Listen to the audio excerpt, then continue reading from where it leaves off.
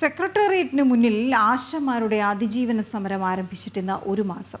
Honorarium വർധന ഉൾപ്പെടെ വിവിധ ആവശ്യങ്ങൾ ഉന്നയിച്ചുകൊണ്ട് ആരംഭിച്ച രാപ്പകൽ സമരത്തിന് വലിയ ജനപിന്തുണയാണ് ലഭിക്കുന്നത്. സമരക്കാരോടുള്ള സർക്കാരിന്റെ നിഷേധാത്മക സമീപനങ്ങളും CPM നേതാക്കളുടെ അധിക്ഷേപവും സമരത്തെ ജനകീയമാക്കി. രണ്ടാംഘട്ട പ്രതിഷേധങ്ങൾക്കൊരുങ്ങുകയാണ് ആശമാർ. ശ്രീനന്ദ ചേരുന്നു വിവരങ്ങളുമായി. ശ്രീനന്ദ, എന്താണ് ഈ രണ്ടാം ഘട്ട സമരത്തിൽ അവരുടെ പ്ലാൻ എന്താണ്?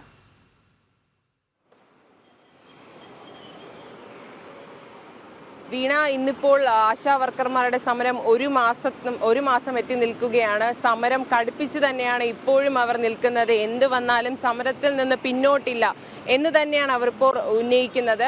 ഈ മാസം 17-ാം തീയതി ആശാ വർക്കർമാർ ഒന്നടങ്കം സെക്രട്ടേറിയറ്റ് ഉപരോധിക്കാനാണ് ഇനി അവരുടെ തീരുമാനം. ഇനി സമരമുറകളെല്ലാം മാറും, കടുപ്പിക്കും. തങ്ങൾക്ക് മേൽ അടിച്ചേൽപ്പിക്കുന്ന ഈ ഒരു ഓണറേറിയം വർദ്ധിപ്പിക്കാത്തതും എല്ലാമുള്ള കാര്യങ്ങൾ സർക്കാർ എന്തുകൊണ്ടാണ് ഇങ്ങനെ ഒരു നീതികേട് സ്ത്രീകളായ ആശാ വർക്കർമാരോട് കാണിക്കുന്നത് എന്നൊരു ചോദ്യം കൂടി ഇവർ ഉന്നയിക്കുകയാണ്.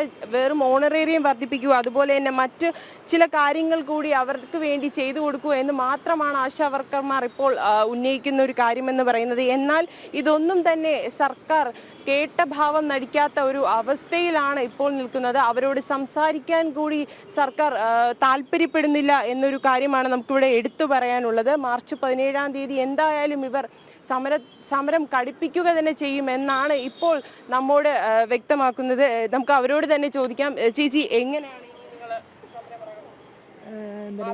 മാർച്ച് 17-ാം തീയതി ഉപരോധം തന്നെയാണ് ഞങ്ങൾ തീരുമാനിച്ചിരിക്കുന്നത്.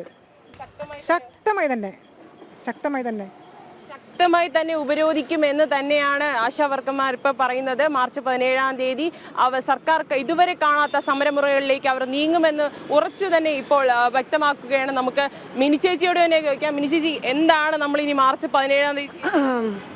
ഇന്ന് 30 ദിവസം പൂർത്തിയാവുകയാണ്. സമരം ഒരു മാസം പിന്നിടുന്നു. യാതൊരു പുരോഗതിയും കാണുന്നില്ല സർക്കാരിൻ്റെ ഭാഗത്ത് നിന്ന്.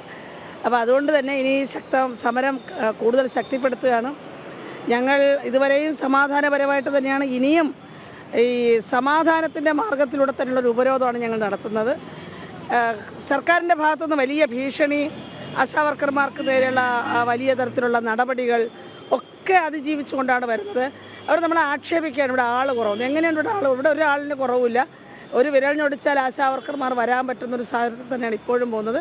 17-ാം തീയതി ഞങ്ങൾ ശക്തമായ ഉപരോധമാണ്. അതിനുശേഷം പൊതുജനം നിശ്ചയിക്കട്ടെ കാര്യങ്ങൾ എങ്ങനെ വേണമെന്ന്.